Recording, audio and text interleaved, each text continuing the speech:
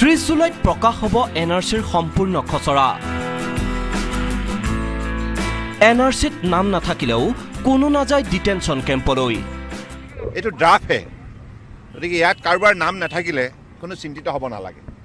আকৌ claims and অবজেকশ্যনৰ বাবে সুবিধা লাভ কৰিব পাৰিব। কোনো ব্যক্তি ইয়াত শংকিত হ'ব নালাগে, চিন্তিত হ'ব নালাগে। এনআৰচিৰ সম্পূৰ্ণ খচৰাত নাম নাথাকিলে কি কৰিব লাগিব? ভয় শংকাৰ কোনো কাৰণ নাই।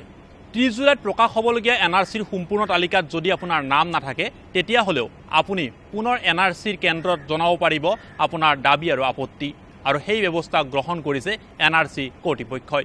প্ৰকৃত ভাৰতীয়ৰ নাম কৰ্তন নহয় এনআৰচিত। হয়, 30 জুলাইত প্ৰকাশ পাব এনআৰচিৰ সম্পূৰ্ণ খচৰা। এনআৰচিৰ সম্পূৰ্ণ খচৰাত যদি আপোনাৰ নাম নাথাকে আপুনি কি কৰিব? আপুনি এনআৰচি কৰ্তৃপক্ষৰ ওচৰত নিজৰ নাম অন্তৰ্ভুক্তিৰ বাবে দাবী জনাব পাৰিব। আপোনাৰ ঘৰৰ ওচৰৰ এনআৰচিৰ সেৱা কেন্দ্ৰৰ জৰিয়তে আপুনি এই দাবী জনাব পাৰিব। এইখন দাবী জনোৱাৰ প্ৰপত্ৰ। এই প্ৰপত্ৰ পূৰণ কৰি আপুনি এনআৰচিত নিজৰ নাম অন্তৰ্ভুক্তিৰ বাবে দাবী জনাব পাৰিব।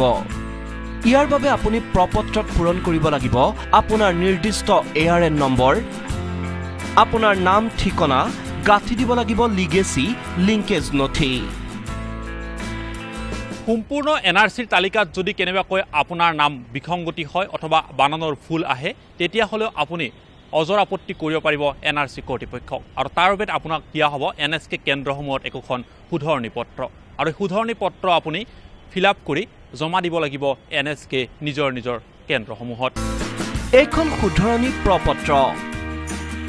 এই প্ৰপত্ৰৰ জৰিয়তে এনআৰচিত ভুলকৈ প্ৰকাশ পোৱা নামৰ শুধৰণিৰ দাবী উত্থাপন কৰিব পাৰিব। পিতৃ মাতৃৰ নাম ভুলকৈ প্ৰকাশ পালেও শুধৰণিৰ বাবে এই প্ৰপত্ৰৰ জৰিয়তে আবেদন জনাব লাগিব। ইয়াৰ বাবে আপুনি 2015 চনৰ 31 মাৰ্চৰ পূৰ্বে এনআৰচিৰ আবেদনকাৰী হ'ব লাগিব। এই প্ৰপত্ৰসমূহ অনলাইন তথা এনআৰচিৰ সেৱা কেন্দ্ৰত 7 আগষ্টৰ পৰা উপলব্ধ হ'ব। শুধৰণিৰ প্ৰপত্ৰ উপলব্ধ হ'বলগীয়া ৱেবছাইটটো হৈছে www.nrcassam.nic.in। 7 আগষ্টৰ পৰা 28 ছেপ্টেম্বৰৰ ভিতৰত প্ৰপত্ৰ জমা দিব লাগিব। ইয়াৰ উপৰি আছে আন এখন আবেদন। এইখন আপত্তি জনোৱা প্ৰপত্ৰ। প্ৰকাশিত হ'বলগীয়া সম্পূৰ্ণ এনআৰচিৰ খচৰাত যদি কোনো সন্দেহযুক্ত নাগৰিকৰ নাম প্ৰকাশ হয় তেন্তে তেনে নাগৰিকৰ বিৰুদ্ধে এই প্ৰপত্ৰ পূৰণ কৰি অভিযোগ দাখিল কৰাৰ ব্যৱস্থা কৰিছে এনআৰচি কৰ্তৃপক্ষই। সম্পূৰ্ণ খচৰা এনআৰচি প্ৰকাশৰ পিছত এনআৰচি সেৱা কেন্দ্ৰত সন্দেহযুক্ত নাগৰিকৰ বিৰুদ্ধে অভিযোগ দাখিল কৰিব পাৰিব। তাৰ বাবে প্ৰপত্ৰত পূৰণ কৰিব লাগিব সন্দেহযুক্ত নাগৰিকৰ নাম, সন্দেহযুক্ত নাগৰিকৰ ARN নম্বৰ, লগতে সন্দেহযুক্ত নাগৰিকৰ ঠিকনা।